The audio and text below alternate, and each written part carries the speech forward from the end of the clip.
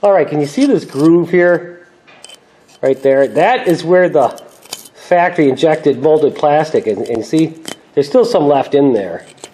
And I'm going to clean that crap out so it doesn't hinder me putting the new U-joint in. Like I say, this is something where you want to give yourself every possible advantage. So it's probably a good idea to spend some time cleaning out that groove, even though you're not really going to use that groove again. All right, I got the rest of the plastic out of those grooves. In fact, I heated it a little bit more, and then they came out really easy. It came out really easy with a pick. It didn't come out very easy without heating it. And then I did the old piece of emery cloth and a cotter pin chucked in a drill trick, and just cleaned out those bores. And I'll put a little bit of grease on those bores there when I put the caps in. You want to give yourself every advantage you can, because you don't want to beat on this too hard to do the job. You don't want to ruining your yoke, and when you're putting in your new U-joint, you don't want to risk damaging that.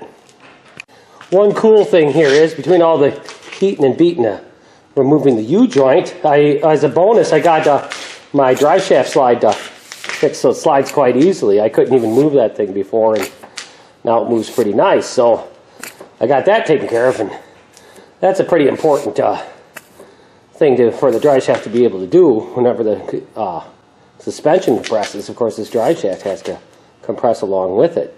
The other thing is when I did this, though, and I was working on it to clean it up, it forced all the grease out of that hole there. So I'm going to have to re-grease this Zerk fitting that is right here on the other side here. I'm going to have to re-grease that before I put the truck back into service.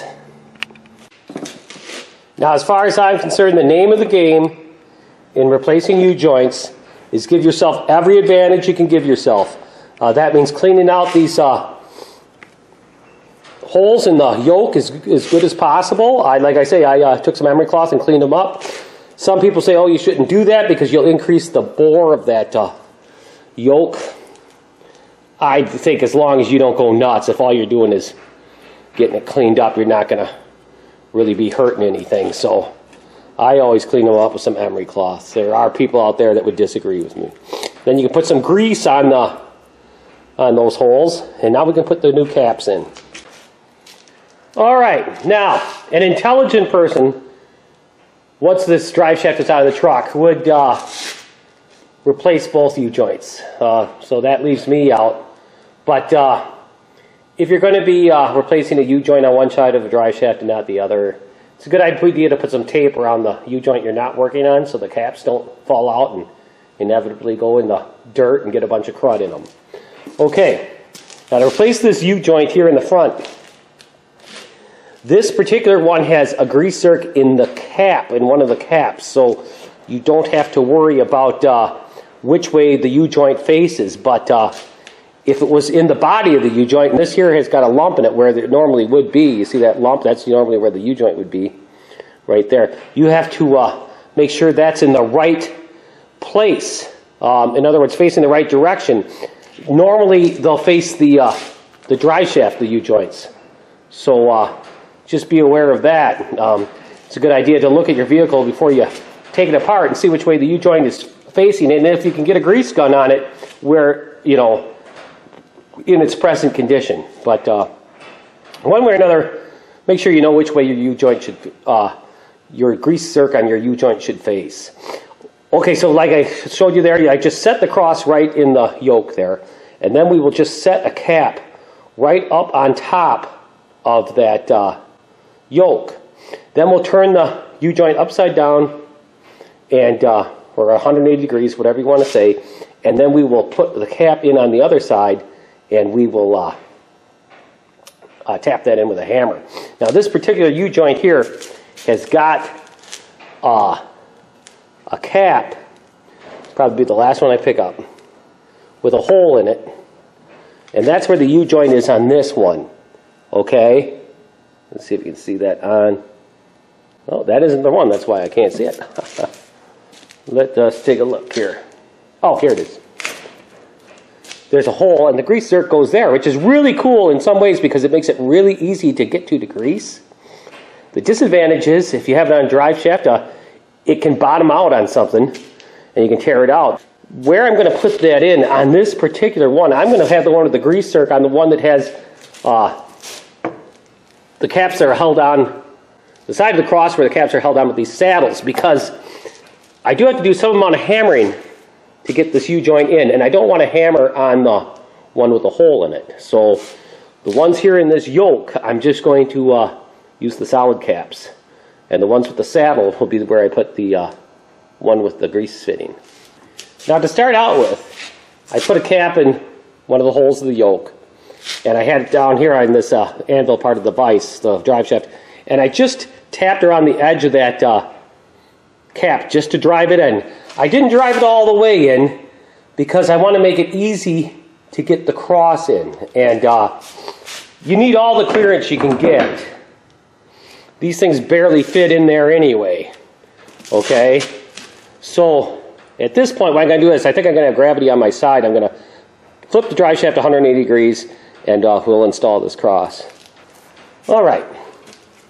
Now a lot of these things I'm doing here will actually be easier for you folks at home because you don't have to hold the camera while you do it. But what you got to do is you got to get your U-joint in that cross. You have to get your cross in the cap. And it barely fits. So you don't want to drive your U-joint cap in too far or you're never going to get the thing in. All right, let's see if we can get this cross in there. There we go. Like I say, the key is you don't want to pound that in too far because you'll never get that cross in if that's sticking above the yoke there. If you clean it up and you do pound it in too far, because I had to do this, you can take a large punch and just tap it a little bit out and then you'll be able to get it in. Once we get that in there, we know and you can tell by the feel if the needle bearings in there are right. Then we'll put this cap here on. I'm going to take it out of the vise again. I won't be able to record this because I don't have enough hands, but I'm going to put this cap right here. I'm going to take this cap and just tap it in. That's all there is to that. So. One other thing I thought I should mention. Okay, this is the cap we put in first. Then we put in our cross. Okay, so it'll be like that. Then you start your cap on the other side and you very carefully move it towards center. And that will hold the needle bearings in this cap in place. Because you don't want to jam those needle bearings against the cross when you're pounding in this cap. Take your time, be careful. If everything moves nice and easy, you're doing things right. So moves back and forth nice and easy, side to side nice and easy. So everything's just about right. Now we'll carefully tap these caps in. All right, we got both these caps driven in most of the way, and our U-joint cross moves nice and easily. Now, how far do we drive them in? Just barely far enough that you can see these C-clip grooves. No further, okay? That's all the further they have to go in.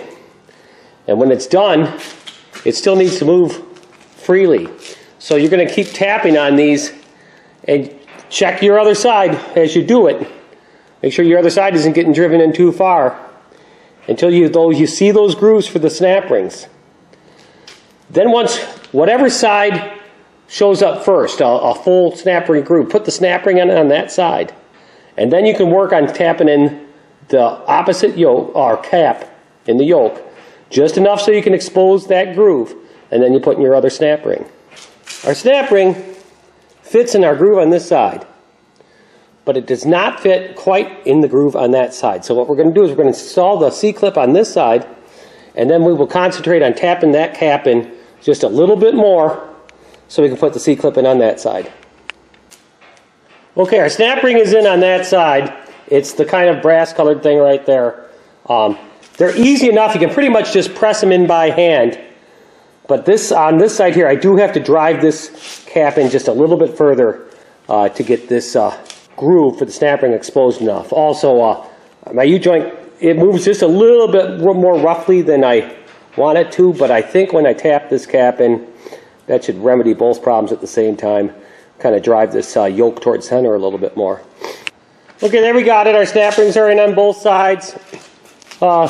U-joint moves freely enough back and forth. It doesn't feel rough, so we must have done it right.